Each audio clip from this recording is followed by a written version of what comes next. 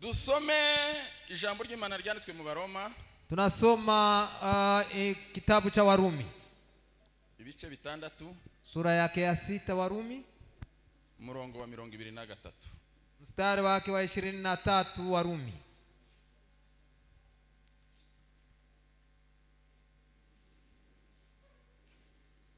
Turongera gusoma kwacu. Na baadaye tutaongeza tena usomi wetu.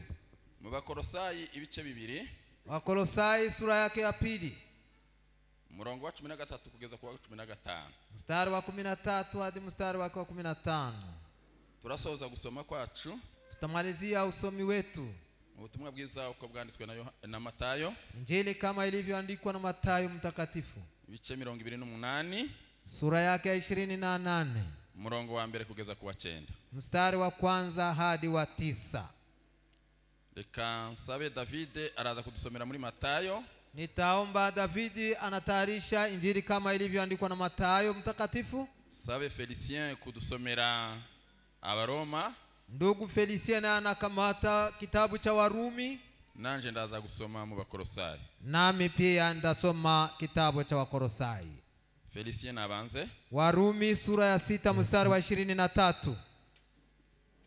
Umuheze mikrofoni. Kipaza sauti kwake.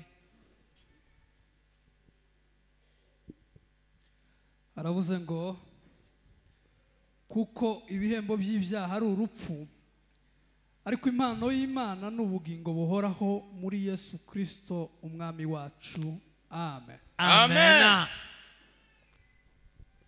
Abakolosayi ibice 2 murongo wa 13 haravuga ngo Kolosai tunasoma 2:13 nasema hivi.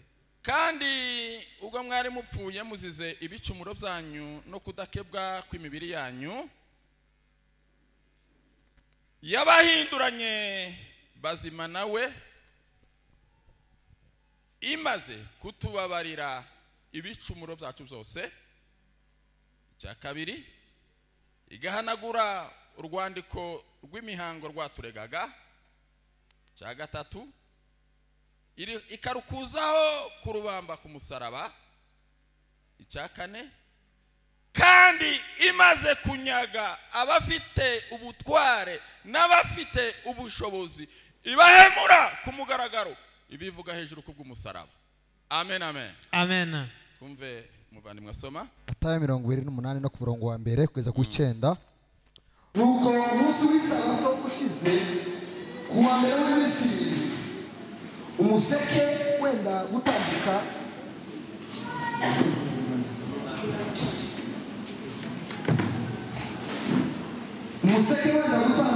Mariya Magadalena na Mariya wundi baza kureba cya gituro.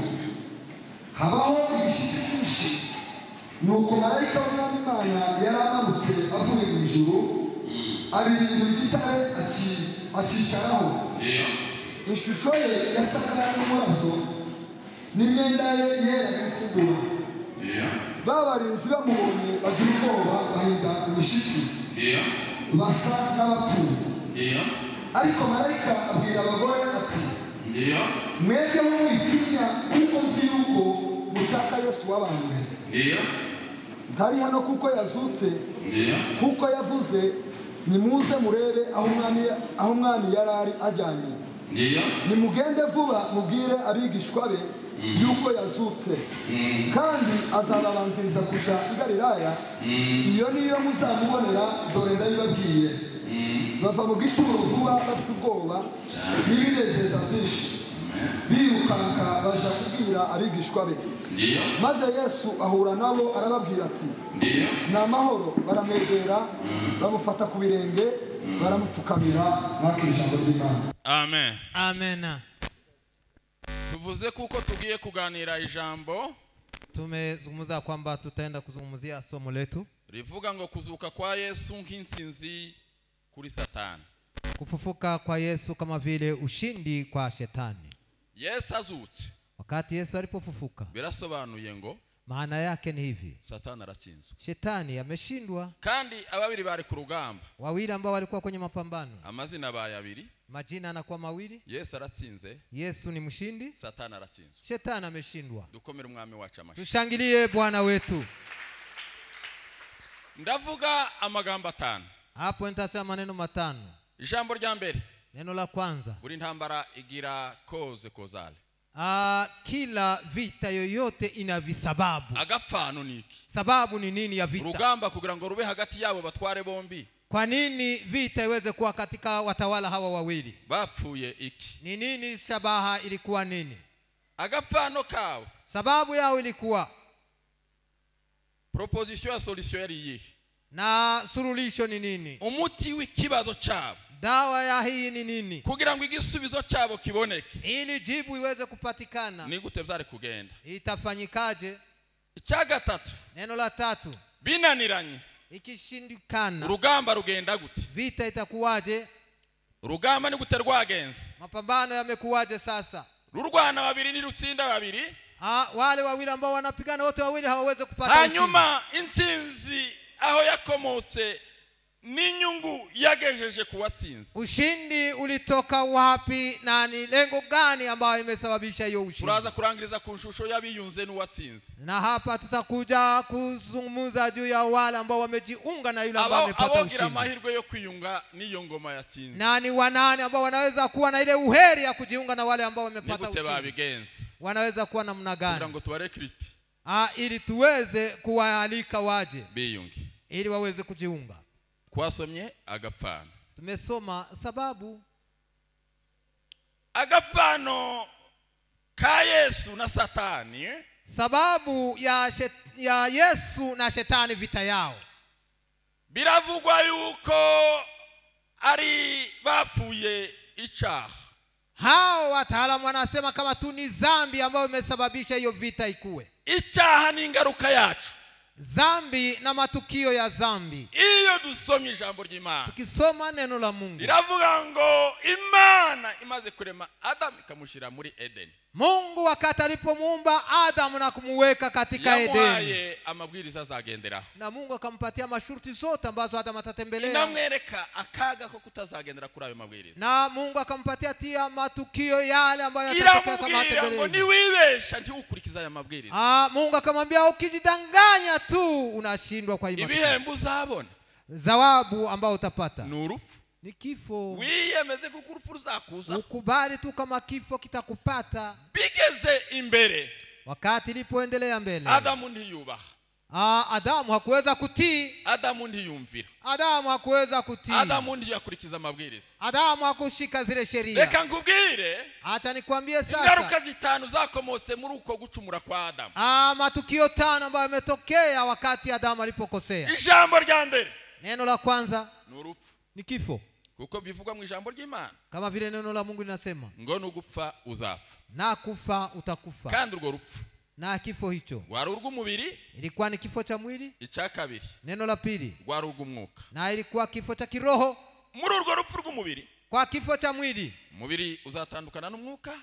Mwili utatengwa na roho. Muri urwo rupfu rw'umwuka. Katika hicho kifo cha roho. Umuntu azatandukana n'Imana. Mtu atatengana na Mungu. Biblia iravuga ngo. Biblia hapa inasema. Ingaruka ya kabiri yabaye. Matukio ya pili ambayo yanapaswa kuja. Ni Satani kubatisha Adamu cyangwa se umwana w'umuntu. Ni Shetani kuja kumtawala mwanadamu. Kubera yuko ari Satani yumviye. Kwa sababu ni Shetani aliyemtii. Umuntu aja mu butegetsi n'ubutware bwa Satani. Mtu akaingia katika utawala wa Shetani, akawa mtumwa kwa Shetani. Mu butware bw'Imana. Akatoka kwenye utawala wa Mungu. Ababaye umutwarwa wiwe. Akawa mtawaliwa na Shetani. Ndetse abaye imbataye. Na akawa mtumwa pia. Icya gatatu cyakurikiyeho. Neno la tatu lilofuata. Haboneka gutandukana.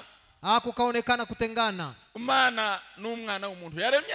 Mungu kutengana na mwanadamu aliyemuumba. Biblia iravuga ngo ntibaba bagisabanye. Biblia inasema hakuna tena uhusiano. Ariko ngo ntiyatandukana n'Imana gusa. Hakuachana tena na Mungu tu. Ngo haba gutandukana nanone na kwa Adamu na Eva. Adamu na Eva nao pia wakatengana. Ingaruka ya kane yabaye. Matukio ya aina ambayo ilikuwa. Biravuga ngo yinjira mu muvumo w'icyaha. Akaingia katika laana ya dhambi. Laana ya dhambi. Umuvumo w'icyaha. Yinjira mu muvumo w'icyaha. Akaingia katika hiyo laana ya dhambi. Adamu abikivume. Adamu akawa mlaaniwa. Ingaruka ya gatanu. Matukio ya 5. Biblia iratubwira ngo Adamu aza kugira umuruho. Biblia inatuambia kama Adamu akapigwa na mchoko, ndetse n'intege nkeya z'uburwayi. hata magonjwa pia nayo yakamuingilia. Nuko rero ikibazo kiba kirabaye. Hapo sasa shida ikaanza. Biblia iravuga ngo, Biblia hapa inasema hivi, ijambo ryacu rya kabiri, neno letu la pili ni hili. hari umuti wari uteganijwe, Kuna dawa ambayo ilikuwa inaandaliwa, hari proposal ya solution yari ihari. kuna suluhisho ambayo ilikuwa Iyo inaandaliwa. dusomye mu Baheburayo, Ukisoma kitabu cha Waebrania, haravuga ngo ukurikije amategeko, ukifuata sheria, hafi y'ibintu byose byezwa n'amaraso, na vyote damu ilipaswa kandi kumwangika. hatariho kumeneka kw'amaraso Na hii damu inapomwangika, nta kubabarirwa kw'ibyaha. hakuna msamaha wa dhambi. Imbabazi z'Imana Huruma za Mungu zasabaga igitambo cy'amaraso, iliomba tu kugira ngo damu Imana yigarure imwangike ku byo kama yera dhabihu, kuzokorera umwana w'umuntu. kwa kuweza kumkomboa tena mwanadamu. Nuko rero Hivyo ikakuwa iyo dusomye mu isezerano rya kera, tunaposoma Agano la Kale, havuga ibitambo by'ibyaha byatanzwe, kuna zile za sadaka za dhambi ambazo ariko ibyo zimetolewa bitambo madhabihu, bikabonetse intege nkeya zine. na hii wakati ilikuwa na mahitilafu ine. Ijambo rya mbere Neno la kwanza, riravuga ngo umutambyi imbere yuko yitamba, hata yule kuhani mbele ya kwenda nawe kutoa ubwo ile yibukaga sadaka, kuko ari umunyabyaha, naye kwanza alikubali kwamba dhambi aho zake, gushoka atitambira abanyabyaha, bali ya kwenda kutoa ile sadaka na dhabihu ya ubwiwe dhambi, akagenda imbere y'amaso y'Imana agasabira imbabazi yeye z'ibyaha alikuwa byiwe. anaenda mbele za Mungu na kuomba msamaha. Yarangiza ibyaha byiwe akabona kuja gusabira Anapomaliza Imana dhambi imbabazi zake, ndipo z'abanyabyaha. anarudi kwenda kuomba. Bisaba yuko kugira ngo Imana yemere haboneka utarigeze ukora icyaha, kugira ngo iwe ntafate umwanya wo kwitambira iby'abanyabyaha, ahita atambira iby'abanyabyaha atitambiye ibyiwe. Yeye aingie bila kuleta kwanza dhambi za Muri wengine. iryo jambo Kwa neno hilo dusoma ijambo rivuga ngo, tunasoma neno inasema hivi, utigeze gukora icyaha, yule ambaye hakutenda dhambi, Imana ngo imihindura icyaha ku bwacu, Mungu akamgeuza kuwa mwenye kugira dhambi ngo kwa tubone uko sababu ya tuzopfa sisi, ku cyaha, ili sisi aweze kuondoa ile tubeho dhambi, kubwo gukiranuka. ili tuweze kuishi kwa uadilifu. Haleluya. Amen.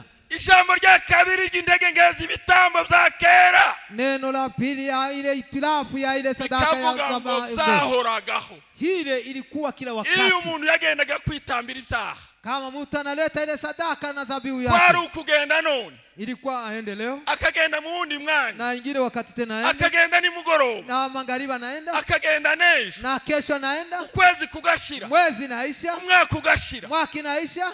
Ese mwogacwamo Wanduku, bizorangira ryari? hii itaisha siku gani? Zasabye Iliombwa yuko haboneka umuntu kuonekane mtu uzatanga igitambo ambaye atatoa dhabihu cyarimwe kikazagenda iteka ambayo ryose. itakuwa ni moja na itakuwa ya Abatambyi umilele. birananirana, Mwakuhani bisaba kashindikana, kuko ijuru rikora, ikaomba mbingu zifanye kazi. haboneka waje gutanga Yule igitambo, ambaye ameitika kuja kutoa ile kugira ngo dhabihu, namara kugitamba na atakapomaliza kutoa ile dhabihu, duhore dukiranutse imbere y'amaso y'Imana, sisi tuonekane mbele za Mungu tukiwa bibonekane ni Yesu Kristo watakatifu, umwami w'Imana. na ikaonekana tu ni Yesu mwana wa Ijambo Mungu. rya gatatu ry'intege nkeya z'ibitambo Neno la tatu la ile tulisema udhaifu wa ntabwo dhabihu. yogeza imbere y'amaso y'Imana Kwa kufika mbele za macho ya Mungu hatamenetse amaraso, hakuna mwangaji wa kandi damu, kugira ngo amaraso aboneke ili damu iweze byari kuonekana bisaba kugira ngo azane intama, iliombwa walete kondoo, kandi intama ntizobaye izo gutamba gusa zidakizindi na imanza. kondoo hazingekuwa tu za kuleta kama Uruko sadaka agiye kila akajana wakati, intama, naye yongera kondoo, kugenda akajana intama, na kila wakati na yongera kondoo, kugenda akajana na intama. akienda tena na beba kondoo. Tizirashira mu bantu, Je, kondoo hazingeliisha kwenye watu wake? ntizirabura mu masho, Hazingekosekana kwenye ariko ijambo ry'Imana mazizi? rizaritubwira ngo Yesu agiye kuza, Lakini wakati Yesu alikuja, aravuga ngo erega amaturo y'ibitambo ntiwabishatse Mana, sadaka za dhabihu ngo hukuzipenda nicyo Mungu, cyatumye unitegurira umubiri, ndio maana umeandaa mwili ngo wangu, nuko mbona yuko ari ngombwa gutanga yanje maraso na atarigeza ukaona kuba ni lazima icyaha, nitowe damu yangu ili kwa kuweza kugira ngo kuondoa dhambi, imbabazi zawe ziboneke burundu. ili rehema zako ziweze Yesu kuonekana aza kwa gutanga umilele. amaraso Yesu wakati alienda kutoa damu ataraye yake, intama, kama si damu, ahubwo amaraso yiwe damu yake haikuwa damu ya adafite kondoo, inenge, ambayo haikukuwa na agera itilafu, imbere y'amaso ambayo y'Imana, itafika mbele za Mungu, Imana na ikayishimira, Mungu anaifurahia, yarangiza icyaha kikababarirwa. na baadaye dhambi inasamehewa. Biba ngombwa rero kuko Yesu aza, ikawa lazima Yesu aje. biba ngombwa rero kuko Yesu aza. Ikahitajika Yesu aje. Biba ngombwa yuko Yesu aza. Ikawa lazima Yesu aje. Yesu rero agiye kuza, Wakati Yesu alikuja, n'ijambo ryacu rya gatatu, neno letu la tatu, Satani ngo aramutega. Shetani akampiga. Urugamba rwa Yesu na Satani rwabereye hani. Vita ama mapambano ya Yesu na Shetani ni sehemu ine. Tubane mu ijambo ry'Imana mu Tuwe izina rya pamoja, Yesu. tujumuike pamoja. Haleluya. Amena. Inshuro zine, Mara 4. hane, Nafasi 4. kune, Ama ngambo 4. imitego ya Satani ku Mana na Yesu. Ile mitego ambayo Shetani alileta kwa mapambano. Inshuro ya mbere ya Satani n'Imana Mara ya kwanza ya Mungu na Shetani, yabaye kudetarate mu ijuru. alishindwa huko kudeta yake mbinguni. Bibiliya iravuga ngo yari marayika ukomeye, Biblia inasema alikuwa malaika mkubwa, ariko ngo yifuza kuba nk'Imana. akatamani kuwa kama Mungu. Ngo ntiyanyurwa n'ubumarayika Imana yari yaramuhaye. Hakutosheka na malaika Mu ijuru haba urugamba, mbinguni kukawa mu vita. ijuru haba urugamba. Mbinguni kukawa vita. Urugamba rwo mu ijuru Ile vita nta mbinguni udatinya kudeta. ambao alikuwa Imana anapenda ngo irebe kupindua. isanga marayika yaremye, Malaika ambaye ikamuheza umwanya ntiyawunyuzwemwo. hakutosheka na Ngo wakati Imana alikuwa nao. ibona Satani ayifuza umwanya wiwe. Mungu akaona Shetani anatamani kuwa kama Mu Mungu. cyimbo cyo kumuramya ngo amuhindukira aduyi. Wakati wa kumwabudu akawa ni adui. Imana iravuga ati uyu aduyi sinomukira kiri Mungu hano. akasema huyu adui sitamweza Ati kwa mahali hapa. nifoke muhana byimazeyo. Yani pasha ni Mungu malipizi ni maonesho ya kwamba ntabebera. Awe asikie Kandi kabisa. nibishoboka Na ikiwezekana ndamukura hano nimutoshe mahali ndebe hapa. n'ibyitso bye Niangalie na wale watu wote n'abiyunze nawe na wale ambao wamejiunga na bave yeye hano watoke mahali hapa baje mu yindi eneo. na waende eneo nyingine. Ijuru ritekane rigira Ili umutekano. mbingu iweze Ijuru kupata rigira usalama. amahoro. Ili mbingu ipate Imana amani. ngo ifata Satani, Mungu akamshika Shetani. Akatoka iramwohera mu isi, na akamtupa duniani. iramwohera mu isi n'ingabo ze Akamtupa ngo duniani. bashike mu isi. Wakati Shetani afika Satani duniani, ati nasanze tere y'Imana hano kandi akasema yabaye hapa aduyi. napata fasi nzuri, tayari niko Nta adui. mahoro tukibanye nje nawe. Hakuna amani mimi na Atereka yeye. nshaka ukuntu nanje mudetruire hano mu isi. Acha basi nione gisi na mimi Kugira ngo naweza bayoboke niwe kumtoa hapa nasanze duniani. bamakureho. Hata nimuweze kumuondoa. Itangira igipindi wa. Akaanza sasa Itangira kipindi. igipindi. Akaanza sasa kuambia watu. Iza ngumusura badava ngo umushinyagura ngo adaza kumusura. Anasema kama yule ambaye anakuja kukupeleleza, anakuja sawa vile anakuja kukuangalia. Muraho. Je, uko hapa? Amakuru. Habari zako? Uri hano. Uko hapa? Mubana nande? Unaishi na nani? Aho mufite yahe mabwiriza hano? Mnakuwa na sheria gani hapa? Mbona hano hari ubustani? Hapa ninaona bustani Ubu nzuri. bustani se murabwemerewe bwose? Je, mnakubaliwa hii bustani? Baratubwiye ngo dufite limite y'ubustani. Akamwambia Nta tuna bustani mipaka bwose ari ya bustani Ibizo yote. Haya yote hayo ambayo mnayoona bustani tunayakubaliwa. Ariko iki. Lakini Oya, hatuweze kugusa. Nanje naho mvuga. Nani hapa na mimi nitakwambia. Ko mu butekerezo byawe. Kwa mafikara yako. Ugaruye ubwenge. Na akili yako. Uzubona barahababurije iki? Je, unaona ni nini kwa sababu gani Mungu aliwakataza? Nje ubizi. Mimi ambaye kandi dore ko mvuye mu ijuru. Angalia inatoka mbinguni. Hariyo haba umwana bwose. Pale ni Mungu wokora kuri iriya mbuto. Ukigusa tu ile tunda. Woba nkaho unganye n'Imana. Utakuwa sawa Mungu. None bankuryaho urebe. Kula kwanza kidogo chuma. Eva ngo ntiyabona umwanya wo kurinda nyakubahwa. Yeye hakuweza kumngoja bwana wake. Aravuga ati iri jambo ri niryo kabisa. Hii neno ambao unaniambia ni kweli. Nyine akareba uko bigenda. Anaweza kukula na no, Satani. Lakini Shetani n'umuntu wakoroganye na guverinoma yo mwijuru. Yeye tayara anakorogana guverinoma yo mwijuru atanga amabwiriza mwisi. Na anakuja sasa duniani. Eva ngo arihuta. Abagore ntimukaza mwihuta. Eva akakimbia kwa haraka. Tuvuge ngo amen. Semeni amena. Abarariye. Akala akachuma. Warye. Wakati alipokula. Adamu ngo ashike. Wakati Adamu alimuona. Yesu kundu baza badushobora. Agisi wanatuweza. Wakina mama. Akina mama. Ngo yamubwiye amajambo. Akamwambia maneno. Ngo yamayibagirwa ivy'Imana yamubwiye. Akasahau yale yote ambayo Mungu aliwapatia. Ibintu nari hano. Kitu ambacho wanemerera nawe ukaryaho ukumva. Na wewe unaweza kunikubalia na wewe ukumva. Adamu ngo yaje kwiretrouver mon cher. Angalia gisi Adamu alikuja bitakigaruye inyuma. Hangeliweza kurudi zarangiye. Tayari maneno yameharibika. Muri circuit. Tayari kandi mitego yamufashe. Na tayari ameingia katika mtego. Yumvikanye n'umugore. Tayari amesikirikana na mke wake n'Imana. Na wametengana na Mungu. Rugamba Satani ararutsinda no. Shetani hiyo mapambano kupata ushindi. Atandukanije Imana na Adamu. Akapata ushindi akamtenga mtu na Mungu. Ngo buce. Uli nyuma yapo. Urugamba rwa gatatu rero. Mapambano ya tatu. turi kumwe mu ijambo ry'Imana Je, bene tuko da. pamoja? Haleluya. Amena. Urugamba rwa gatatu. Mapambano ya tatu. Abantu bose bagerageje kuba kuri front ya Satani byarananiranye. Watu wote wamekuwa kwenye mapambano na shetani wakana wameshinda. Imana iboneka kuko Yesu ngo aravuga ngo Mana. Yesu akasema Mungu. Iyi guverinoma yo mu ijuru dufite. Hii government yetu ya mbinguni. Batunyaze agace ko mu isi. Tayari wametunyanganya sehemu ya dunia. Urankomeraho ngo tuzotakaza umwana w'umuntu bizoshoboka. Unanibania sasa tumpoteze mwanadamu. Atereka ngende. Akamwambia acha niende. Ngende nambaye umuzingo w'igitabo. Acha nitaenda na gongo la kitabu. Nemeye gusiga ubwiza nari mfite mu ijuru. Nitaacha utukufu wote wa mbinguni. Ariko ngende hariya mu isi. Lakini niende. Nije gukora kiriya kintu. Niende kufanya. Twigarurire buriya butwara. Tuweze kurudisha. Biblia iratubwira ngo Satani arabimenya. Biblia inasema kama Shetani akajua hiyo habari. Ndangazwa na maneko za Satani. Hapo mimi ninashangaa sana na upelelezi wa Shetani. Satani azaneka abantu. Angalia gisi Shetani anafanya upelelezi wake. Satani aratuzi twese. Ninyi nyote Shetani anawaelewa. Ana faiblesse ya buri muntu. Anajua udhaifu wako. Aho yo kandi rubuto akagushobora. Anajua butoga ni mahali pa. Azabagore bazabashobokera. Anajua wamama azabagabo bazabashobokera. Anajua wanaume ni wapi. Azabasore bazabashobokera. Anajua vijana ni wapi nitagushobora basaza. Anajua wazee ni nini. Uko azataka abapasteri. Anajua gisa na wapiga na pasteri. Uko azataka abayumbe. Anajua gisa na wapiga wajumbe wa waimbaji. Anajua gisa na piga wale waimbaji. Satani si umuntu. Shetani si mtu.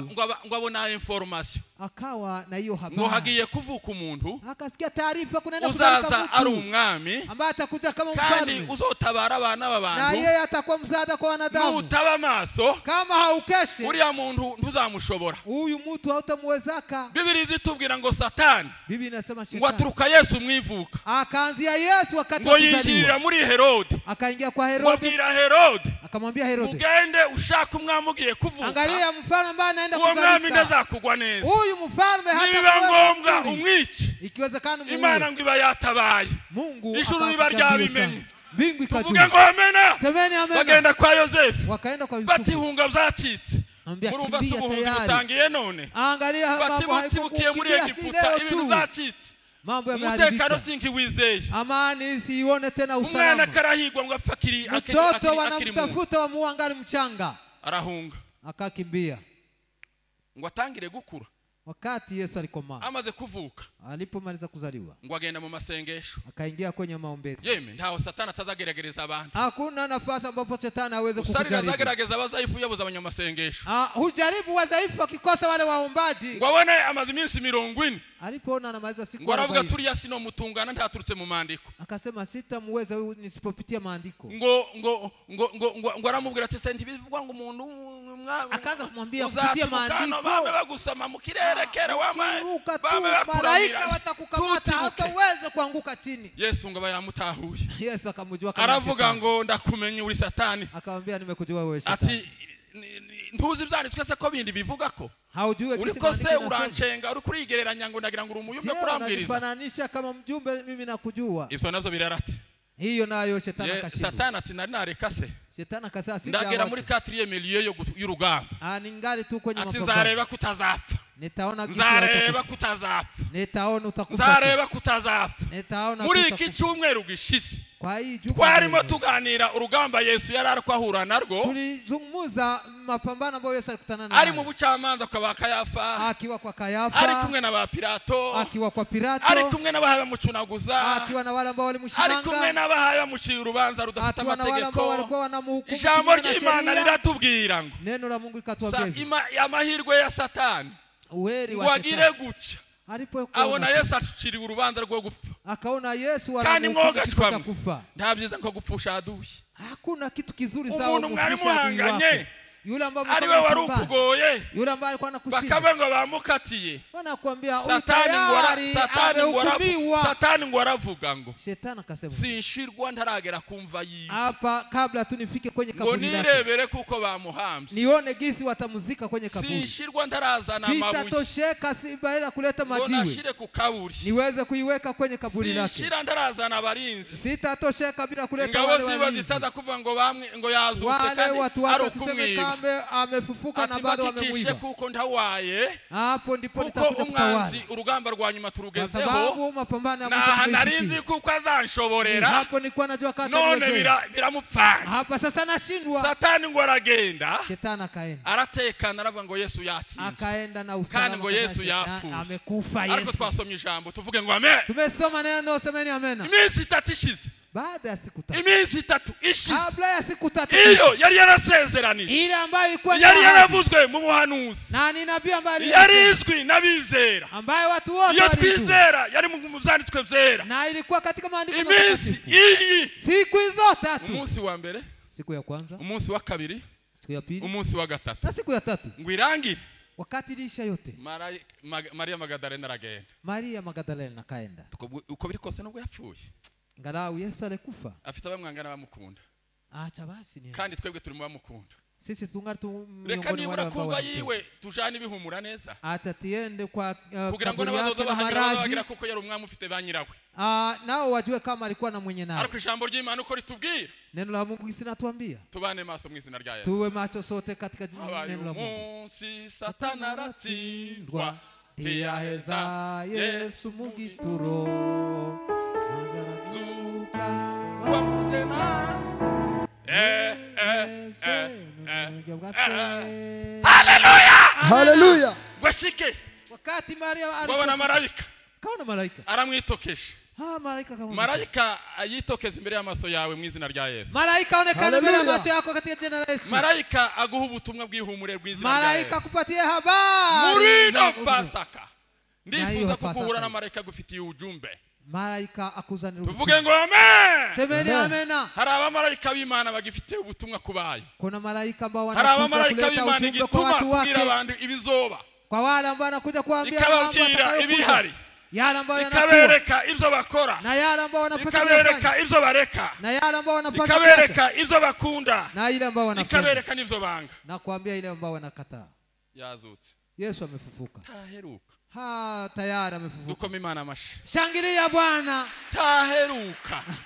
Tayari Yesu amefufuka. Taheruka. Tayari Yesu amefufuka. Retare mufite. Mungani mnachelewa kidogo. Ngoko murashakira umuzima mu bapfuye. Mungani mnatafuta yule ambaye tuvuge ngo amen. Semeni amen. Ikibazo abantu bafite. Shida ambao watu wanakuwa nayo. Gushakira umuzima mu bapfuye. Ni kuja kutafuta yule aliye hai. Ariko Yesu twize. Lakini Yesu ambaye tunamwamini. Ni Yesu wazutse. Ni Yesu ambaye amefufuka. Yesu twize. Yesu ambaye tunamwamini. Yesu wanesheje Satani. Yesu ambaye ameshinda Shetani. Yesu twize. Yesu ambaye tumemwamini. Yesu wins. Yesu ambaye anakuwa na ushindi. Banyiri Yesu murabaza. Je, mnajua watu wa Yesu ni wanani? Nije nawe. Mimi na wewe. Tuvuge ngo amen. Semeni amen. Hallelujah. Hallelujah. Yesu banyiri Yesu murabaza. Je, mnajua watu wa Yesu ni wanani? Abizera Yesu murabaza. Wale ambao wanamwamini Yesu mnawajua. Abari mu ruhande rwa Yesu murabaza. Wale ambao wanakuwa ngambo ya Yesu mnawajua. Ni banjewe nawe. Ni mimi na wewe. Amen. Amen. Bene data. Ndugu zangu, reka tuvuge ibyakurikiyeho. Acha tuseme yale ambayo yalifuata. Nabonye amagambo 8.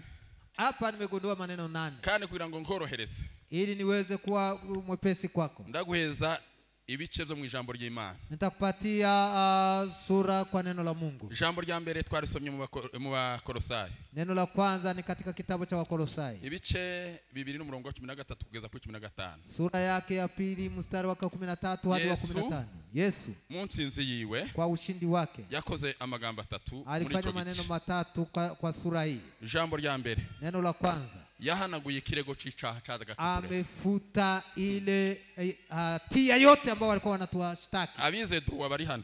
Wale ambao wamejifunza druwa wako hapa. Umuntu adafite umurezi yogira urubanza aba. Je, kama mtu anamshtaki anaweza kuwa katika mahakama? Urubanza atagira ikirego. Je, kuna yule ambaye anaweza kuwa mahakamani na hana? Yesu ngo yarabonye ngo igikwiriye gukorwa cambere. Yesu akajua operation ya kwanza. Nukukura ikirego cicaraga kitureka. Ni kuondoa, ni kuifuta ile hatia, ile barua ya hatia. Ijambo rya kabiri. Neno la pili. Ngo akora indi operation. Akafanya kazi nyingine. Ngwanyaga ubutware. Akanyanganya utawala wote. N'ubushobozi. Na mamlaka yote.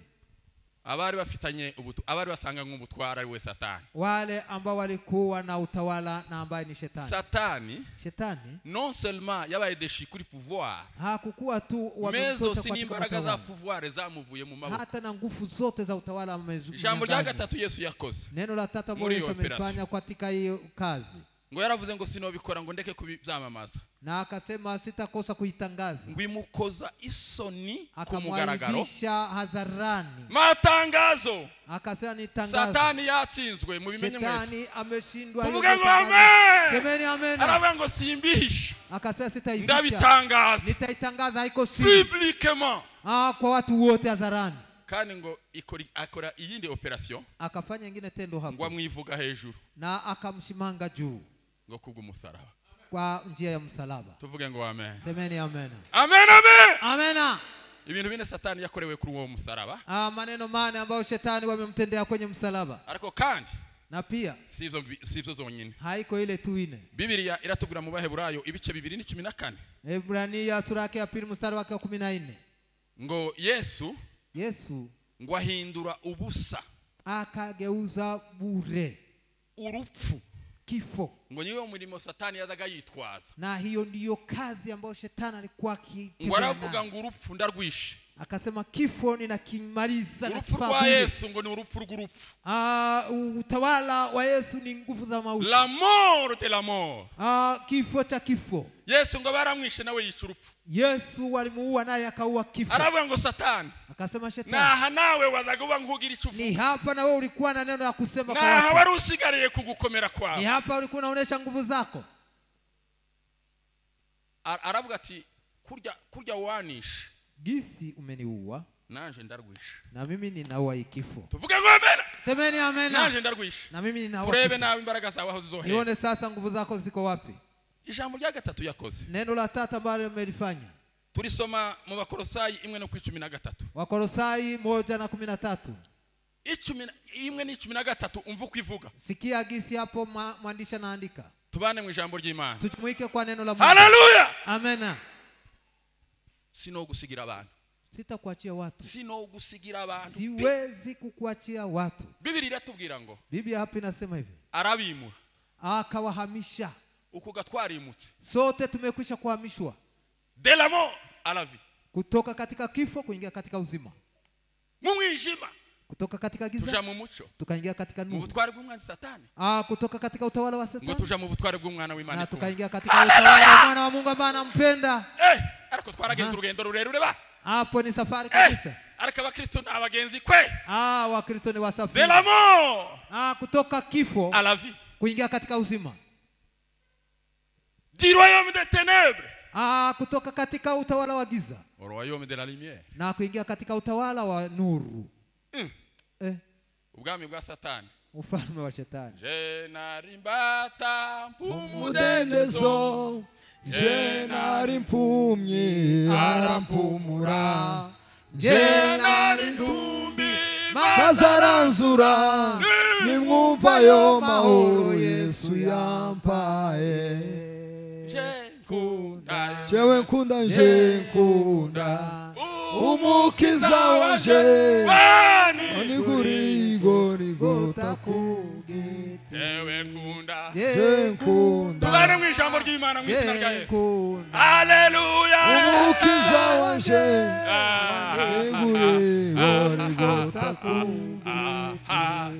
Nimba warasigaye twe twaragiye, kama wewe umebaki, sisi tumesonga tunaenda. itwe ntiduheruka kwa Satani, twavuye. Sisi hatuko tena kwa Shetani, ariko tumetoka. umuntu w'umugabo cyangwa umugore, mume au mwanamke, no kwiyunga ni yatsinzwe kandi hari yatsinze. Je, mtu anaweza kubaki kwa yule ambaye ameshindwa? Je narimbata umudendezo, je nari impumyi mazaranzu. Haleluya, je nari haleluya, mazaranzura, nimwumva ayo mahoro Yesu yampaye. jewe nkunda, je nkunda, jewe nkunda, je nkunda, yemewe ngumukiza wanje, wanigurigorigota kugiti. zari zarangira se, je nayo urabibona mu izina rya Yesu. tabiona katika jina Ko muragira la ngo ndarangiza imirimo Yesu yakoze. Je, ninaweza maliza kazi za Yesu ambazo umefanya? Ndanoshoraho. Nitagusa kidogo tu. Ndahonja. Hapo tu nitakuonja. Murahonja. Mutaonja. Ahasigaye ibindi muzokomereza iwanyu. Na mengine mutaendelesha kwa kweli. Tuvuge ngo amen. Semeni amen. Icyakurikiyeho neno ambayo imefuata ni bwa bubata twavuze Satani yari yarabashizemo. Ububata ni utumwa ambao shetani alikuwa Abaroma imwe Warumi sura yake ya kwanza n'umurongo wa mbere mstari wa kwanza haravuga ngo itegeko ry'umwuka w'ubugingo akasema sheria ya roho ya uzima yankoreye operation yo kumbatura imefanya kazi ya kunitosha katika utumwa n'itegeko ry'ibyaha n'urupfu na katika sheria ya dhambi na mauti. Ntabwo tukiri ba esclaves. Tuko tena watumwa. Nous avons été libérés. Tuliwekwa huru. Muririmbyi yaravuze ngo mwimbaji akasema tuwatu huru kweli twara watu katika Yesu Kristo. Muri Kristo Yesu. Je, Eseba ni nini? Tubuzaho twivuga tuba. Je, tunaweza kukosa mahali ya kusana tuko? Ukuguku twogi hari abagabo bazagira isoni zo kuvuga iwabo.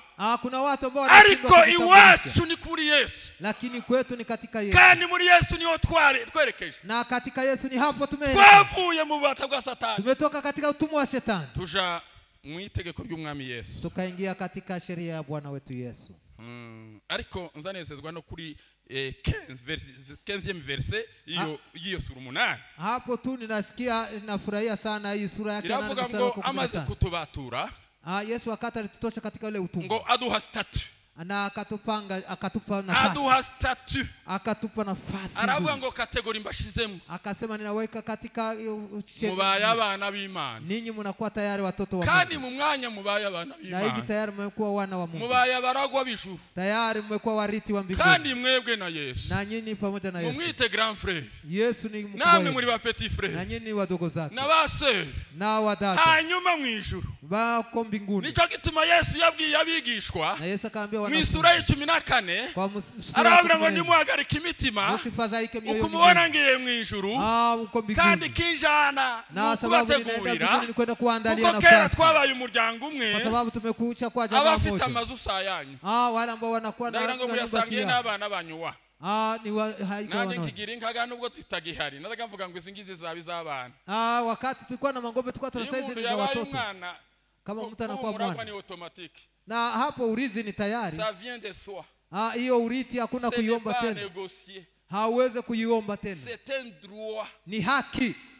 Kubwizo mpamvu. Sababu ya hayo. Kubwo musaraba. Kwa sababu ya msalaba. Njewe ndi mwene ndi. Wewe ni nani? Nari mwene Rugubira. Mimi ni mwana wa Rugubira. Ariko umuntu mwene Mana. Leo mimi ni mwana wa Mungu. Nawe ufite se wari warakubyaye. Na wewe una mzazi wako. Nyine birumvikana. Hiyo inaweza kusaza sasa zibiri. Kuzaliwa ni nafasi mbili. Data ndiyamzaye. Baba yangu mzazi. Imana yo ndiyamzaye. Mungu naye hakunizaa. Umuntu yari muri Kristo Yesu. Mtu akiwa ndani ya Kristo Yesu. Mwegisha. Hapa anakuwa kiumbe kipya. Dore izakera biba bishize. Tayari akalema bisha. Bibaye ibindi. Mambo yanakuwa mapya. Bibaye ibindi. Mambo yanakuwa mapya. Bibaye ibindi. Mambo yanakuwa tubaye abandi. Tunakuwa watu wengine wapya. Kirabo ubwoko bwacu bwonyine. Je, hatuko wa taifa letu tu. Biblia iratubwira ngo turi umuryango w'abahamagawe. Sisi ni taifa la wale ambao wameitwa wa Kristo wa inchi zote. Abakristo mu mpande zote. Watoka milima na watoka mabonde. Abazabavuye mu misozi no mu Biblia iratubwira ngo ni ijambo ry'Imana. Biblia inasema ngo habe n'umunsi mperuka izaba. Hata siku ya parapanda ngo ikavuga. Na parapanda inapolia. Yazazuka ubwoko. Kutazaliwa jamii fulani. Azazuka umuryango. Kutazaliwa jamaa fulani. Mbega amazina yacu yaranditswe muri ico gitabo. Mbega amazina yacu yaranditswe muri ico gitabo. Haraho no banari nigeze gucumuraho. Ndasaba imbabazi Imana. Ewe Mana ndasaba imbabazi.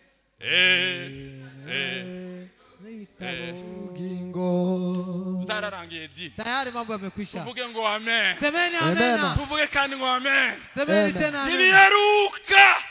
Iko tena. Zararangiye turabijuru bari mwisi. Tayari Imana Rugagaza yari yaratwigishije. Marehemu Rugagaza akasema hivi. Ngo abakristo n'abijuru bari mwisi. Wakristo ni watu wa mbingu ambao wanaishi duniani. Aravuga ngo bari muri iki ariko ntibari muri ibi. Wanaishi ndani ya nchi lakini hawako watu wa nchi. Uko mvuze byinshi. Hapo inasema mato mengi. Abakristo n'abijuru bari mwisi. Wakristo ni wana wa mbinguni ambao wanaishi duniani. Tubane mu ijambo ry'Imana. Tujumuike katika Haleluya. Amena. Mwihangane tuzasoza. Munivumilie twende tumalize. Hari ijambo rya gatanu, operation ya gatanu yakozwe. Kuna kazi ya 5 ambayo ameifanya. Iri mu Efeso 3:12. Wa Efeso 3:12. Cyo kibazo ngo ni iki?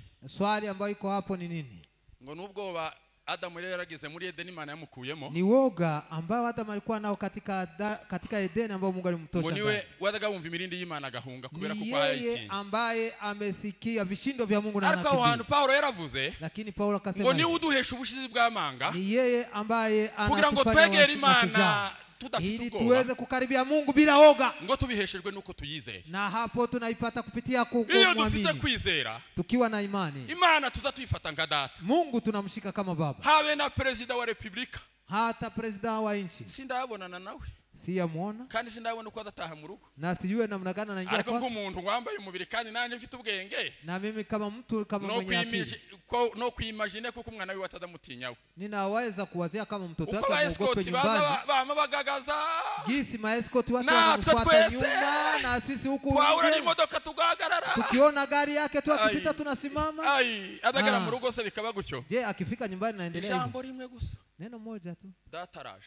Baba yetu anakuja. Tuvuge ngo amen. Semeni amen. Nukabiwe nawe bazabavuga. Nani hivyo watoto wako wanasema. Niko nabayo n'aba president bazabavuga. Tunakuaka na watoto wa president. Baba yetu anakuja. Papa natwe abera nyuma y'umusaraba. Na sisi watakatifu mbele ya msalaba. Tugirana n'Imana. Uona ushirika wetu na msalaba. Tumirindi yayo. Tunasikia tu vishindo vya Mungu. Amena. Semeni amena. Tunasema baba anakuja. Baba anakuja. Baba anakuja. Baba anakuja. Baba anakuja. Baba anakuja. Baba anakuja. Amena. Ichaga tandatu. Neno la 6. Yesu yakoze ku musaraba. Ambao Yesu alitenda kwenye msalaba. Nyuma yo gutsinda Satani. Baada ya kupata ushindi juu ya Shetani. Yanditswe mu Efeso 2:14. Efeso sura yake ya 2 mstari wake wa 14. Biravugwa gutya ngo. Inasemwa hivi. Uwo niwe mahoro yacu. Yeye ndiye amani yetu. Kuko yahinduye twebwe ababiri kubumwe. Kwa sababu ametufanya sisi ambao tulikuwa wawili kuwa mmoja. Uwo ni Umuyuda. Huyo ni Myahudi na mtaifa. Aravuga ati aba bantu bamaze iminsi bafitanye konflikt. Akasema watu kila wakati wanazozana. Bati konflikt maze iminsi iragira ati. Mazozano yao ni asiku. Ati none ndabasiga hagandi bazomarana. Nikiwacha hivi je hawatamalizana kuona. Nasiga machakubiri kandi nazamwe n'umwe. Nitaacha hii ubaguzi na nikuja kuleta umoja. Akasema wawili. Abahindura umwe. Nimemfanya kwa mmoja. Iyo operation ngo ayirangisha. Wakati alimaliza hiyo kazi. Ngo nico gihe bombi. Ndio wakati aliwakamata watu wawili. Akawa kuunga pamoja na Mungu. Operation yakoze nkurikire. Ntiyafashe Umuyuda ngo umwunge n'Imana. Hakuweza kukamata Myahudi na kumuunga pamoja na Mungu. Ngo nimara ifate umunyamahanga imwunge n'Imana. Ili alete tena mtaifa na kumuweka kwa Mungu. Oya uzakubira kutezo bakubesha. Someni maandiko uko yabigenje nuko yewe. Ona kazi ya Yesu. Yaravuze ngo mbere yuko mbazana kumana ndabanza bahu. Ili walete mbele ya Mungu acha kwanza ni wafanye umoja. Kumana ndajana ubumwe kumana. Basi nitaenda kwa umoja. Warangize kurangiza amacakubiri hagati yao. Wakati alimaliza mazozano kati yao. Uwo nguwo abaye umwe. Huyu anakuwa ni mmoja. Ngo mwunga n'Imana. Na akamunga kwa Mungu. Bibiri yizitubwira. Bibi natuambia. Ngo guhera uwo munsi. Tangu hiyo siku. Ngo ntiyakira Umuyuda. Hakuna Myahudi. Ngo cyangwa Umuyunani. Awala Mugiriki. Yakira uwimbata. Hakuna cyangwa umudendezi. Awala mwenye kuwa huru. Kwa sababu wamekuwa. Nuja mu macakubiri. Ukienda katika ugasoramo. Na ugasora inzego. Oyaye watu. Ira nukuri yeye. Ile ni yako. None ni kuri Pasaka. Tuko kwa Pasaka. Naguisha nukuri. Tuambiane kweli. Ni uri mu macakubiri warakererewe. Kama wewe ungali katika ubaguzi tayari umechelewa huko. Ufite retare. Unakuwa umechelewa sana. Uri depase nibihe. Mambo yamekupitia nyakati. Muri Kristo Yesu turumwe tuvuge ngo amen. Katika Yesu Kristo tu. Haleluya. Amen. Operation yindi mumbabarire. Kazi nyingine. Niende kumalizia. Iri muri Kolosai 1:21. Kolosai sura yake ya kwanza mstari wa 24. Uza makuru. Unajua hiyo habari tena? Uza makuru. Unajua hiyo habari? Imana imaze kutubona twagiye muri iyo nshusho. Wakati Mungu anatuona katika ile sura. Umva ubuhamya zidutangira. Sikia sasa ushuhuda ambao mwari muzi kuko tugira abatanga buhamya mu ijuru. Je, mnajua kama tuna wale ambao wanatuletea ushuhuda mbinguni? Uhasome sinje ubivuze. Someni Biblia mzuri. Uhasome wa. Upasome. Uhasome dada. Upasome dada yangu, upasome uhasome mwana wa dada. Upasome ndugu yangu. Ngo abana abera Akasema hawa ni watakatifu, ngo abana abangiranenge, hawa hawana tena hatia ngo abana yoyote, abanyangamugayo. hawa ni Ayiwe. waungwana kabisa. Kera twebwe tubaye bokera Je, gutimwa tunakuwa wane namna gani sasa sisi? Uwiteka ngo yambonye amaraso. Kama Bwana tu Ngo akiniona azama tu damu. kwita ukiranutse. Hapo tena anatuwasaidia Yaza wenye kwa haki. president imbere y'Imana. Akienda tu mbele za Mungu, Ngo azababwira ngo ngaba. anasema njoo hawa. Aho bageze mu rwego bagezemo. Ona watu ambao wanaifikia. Ubwo bizi kuko bari abanyabyaha kera. Ile wakati ulikuwa unajua kama ni watenda Kuko dhambi. Imana iziduteteye mu ijuru wa. Sikia gisi Mungu anatutetea mbinguni.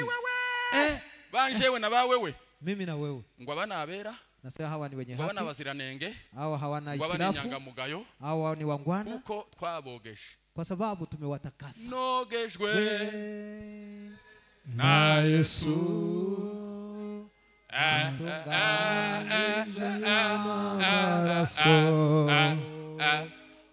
arugoya kuhagisha amaraso mbese nyambaro yawirera.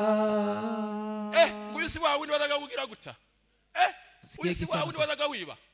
Unajua kama ulikuwa unafanya? Nitukuzi wanyu mu Kamombo. Tunakujua Kamombo. Kumutanoga. Mutanoga tunakujua. Aho. Nta makuru yandu ufite. Hauna habari zingine. Amaraso ya Yesu yanciyeho. Damu ya Yesu tayari imenitakasa. Simperuka huwa unshakira. Mahali ambapo natafutia haiko. Haleluya. Amena. Beneda. Ntabwo tuzoja mu ijuru kuko tutigeze dukora icaha. Hatutaenda mbinguni kwa sababu hatukutenda Oya dhambi. ye. Hapana. Tuzogenderayo yuko. Tutaenda mbinguni Ibyaha sababu twakoze. Zambi ambazo Zogejwe n'amaraso ya Yesu. damu ya Yesu imetutakasa. Yesu ngo asigara tubona. Yesu wakati anapotuona. Mbona abaziranenge. Anatuona kama wenye haki. Nabera. Hawa wanakuwa watakatifu. Ni nyangamugayo zanjye. Ni wangwana wangu. Kuko baciye mu rugomero kwa sababu wamepita katika kisima cha damu. Kisima cha damu. Niba uri muri Yesu neza gumamo. Niba uri muri neza gumamo. Niba uri muri Yesu neza gumamo. Niba uri muri Yesu neza gumamo. Yeme abatari muri Yesu muragowe ba. Wale ambao hawako ndani ya Yesu wanahangaika. Ese muba. Je, mnakuwa wapi? Uko muri bandi. Je, ninyi ni wanani sasa? Bazamu batubwirira ngo mwaragowe. Niba uri muri Yesu neza gumamo. Niba uri muri Yesu neza gumamo. Niba uri muri Yesu neza gumamo. Niba uri muri Yesu neza gumamo. Ndashimu musaraba. Ndashima yabaziza Ariko cyane cyane ndashima umwami Yesu. Haleluya. Haleluya. Dore angalia kaminuza hizo Yesu yakoze. Mwisho wa yale ambayo Yesu ameyafanya. Kolosai 1:14. Wakolosai 1:14. Hari itangazo. Kuna tangazo ya Mungu. Rivuga ngo ibyaha birababariwe. Kasema dhambi imesamehewa. Dukomere Imana yacu amashi. Shangilia makofi kabisa. Fini. Basi na hapa katia saini yake. Nuko rero reka dusoze. Tumalizie basi. Kumusaraba. Kwenye msalaba. Ni muri drapo. Tunakuwa sasa kwa bendera. Mbabwira makuru. Niwaambie habari. Abavuye mu abari mu nsinzi ya Yesu. Wale ambao wanakuwa kwenye ushindi wa Yesu. Bazagira kumusaraba bagakubita saluti. Wakifika kwenye msalaba wanapiga saluti. Bati na hanga twahuriye nawe. Wakasema hapa ndipo tumekutanana naye. Na hiza hazanje zababariwe. Nani hapa dhambi zangu zimesamehewa. Bakavuga ngo na mu rwiciro rwanje. Na wakasema hapa ndipo nimepata yote na kifo ni hapa. Na ndaheruka kuba njewe. Ni hapa mambo yote yamebadilika. Na hivanje zahindukiye. Na mambo yote yakabadilika. Na mu matandukano y'isi. Na hapa sasa kwenye kulikuwa mashangajio ya msalaba. Umusaraba. Msalaba. Umusaraba. Msalaba. Umusaraba. Msalaba. Umusaraba. Msalaba. Na hanapfiri. Ni hapo nimekufa. Na hanapfiri. Ni hapo nimekufa. Paulo yigeze kubivuga. Paulo akasema aravuga ngo nabambanywe na Kristo. Nimesulubiwa pamoja na Kristo. Ngo ariko nyamara ndiho. Lakini nipo. Ngo ariko sinje uriho. Lakini si mimi mama ninaishi. Ahubwo muri jewe ni Kristo uriho. Bali ni Kristo ambaye anaishi ndani yangu. Isonye mu Bagalatia. Ukisoma kwa aravuga ngo quant à ce qui me concerne. Kwa ile yote ambayo loin de moi la pensée de me glorifier de toute autre chose. Siweza kujitapa na vitu vingine tena. tena. Que de la croix de notre Seigneur Jésus. Ni kifo tu cha Yesu Kristo. Ibinerekeye njewe. Kwa yale ambayo yananihusu kabisa. Sinkibona ko no kwirata ngo ndambaye siweze kujitapa tena cyangwa ngo nirate ngo banumye au nijitape wamenitia cyangwa ngo nirate ngo ngira amakonte kuri banke au niseni na konte cyangwa ngo nirate ngo ndangije kaminuza mfite doktora au nina doctorate yangu Paulo aravuga ngo simperuka Paulo akasema hayo yote hayo icyo sigaye nirata gusa kile ambacho nakitapa ni kimoja icyo sigaye nirata gusa kile ambacho nachojitapia nirata umusaraba ni msalaba kandi hirya ya na nyuma ya hiyo birahagisha na inanitosha nico gituma ndio sababu abageze ku musaraba wale wote ambao wamefika kwenye msalaba baza bagagara yewe hauwezi kumuona na kiburi bamutegerwa haiko mtu asema hautamkaribia ngurinde se mwene wewe ni nani ariko wigipfugisa na ariko umuntu wageze ku musaraba yeye ambaye amefika kwenye msalaba unaweza kukuta na kiburi mtu anakosa kisha kuzungumza wakifika kwa anaanza kuogopa wale ambao wamefika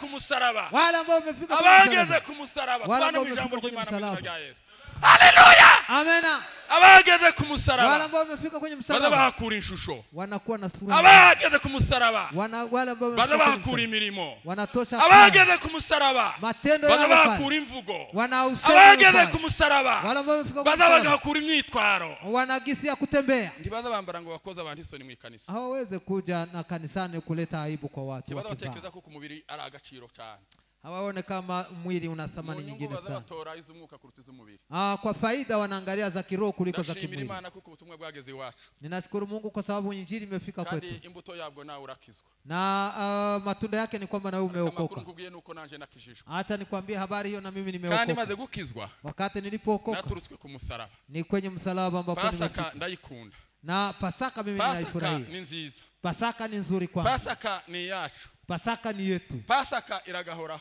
Pasaka iendelee kuko nta soni tuzatugire soni kwa sababu hatuna haya ya Pasaka ahubwo nibwo tuzatwirata na hiyo ndio tunajitapia 2025 mwaka wa 2025 resume yacu ya message message yetu ni hii intsinzi yarabonetse ushindi umeonekana watsinze ni Yesu na aliyeshinda ni Yesu uwo yatsinze ni Satani aliyeshindwa ni Shetani abo yatsindiye ni itorero wale ambao wamewashindia ni kanisa reka ndangirize muri cya gitero ca nyuma kiri ya ndirimbo acha nimalizie kwa ile wimbo kubw'intsinzi twabonye kwa sababu ya ushindi ambao tumepata azabu munsi tuzumva impanda arabagira n'ijuru ryose Yesu bazaza mu bwiza bwe bose azimingo mu mwami wanje rendez-vous au retour de Jésus rendez-vous ni kwamba tungoje kurudi kwa Yesu wakati atatawala na wewe utawale pamoja naye kandi uzabe muri bamwe na wewe miongoni bazagera mu bwami bwawe na wale ambao wataingia katika ufalme wa Mungu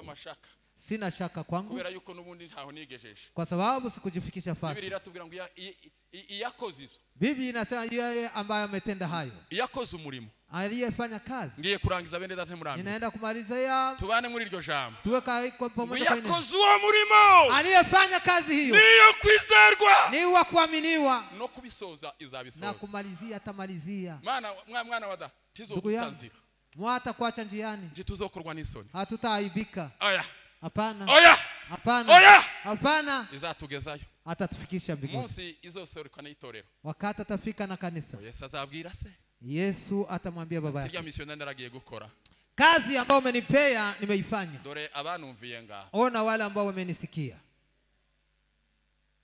haleluya haleluya amen haleluya haleluya amen haleluya haleluya amen nuko ndishimira yuko izina ryawe ni ryanje risabamwo ninafurahia kwamba jina langu na lako litakuwa hapo hanyuma imani ibane natwe mu izina rya Yesu na Mungu awe pamoja na sisi katika jina la Yesu amen Mana data wera nyir'ijuru Mungu baba yetu mu izina rya Yesu Kristo mwami wanesheje katika jina la Yesu Kristo ni twebwe torero wacunguye ni sisi kanisa ambao wamelikomboa twizeye yuko uri Imana tunakuamini kama wewe ni Mungu twizeye kandi n'intsinzi ya Yesu kuri Satani tunaamini tena ushindi wa Yesu juu ya Satani turabizi yuko itorero ari ryawe najua kama kanisa ni lako Biblia iratubwira ngo ufite umutwaro kuri ryo Biblia inasema kama wewe unajukumu uzaryeza utalitakasa kugeza uzaryishira hadi utakapolipeleka bidafite inenge bila lawama yoyote bidafite umugayo bila lawama yoyote bidafite umunganya na hakuna lawama kandi uwo munsi natwe tuzabemwo na sisi tutakuwa miongoni tukazaboneke twararuhibusa ili tusichokee Mana twizeye Mungu ambaye kubw'ubundi no kurukundo rwayo kupitia upendo twizeye kuko ari nayo izatugezayo tunaamini mu izina rya Yesu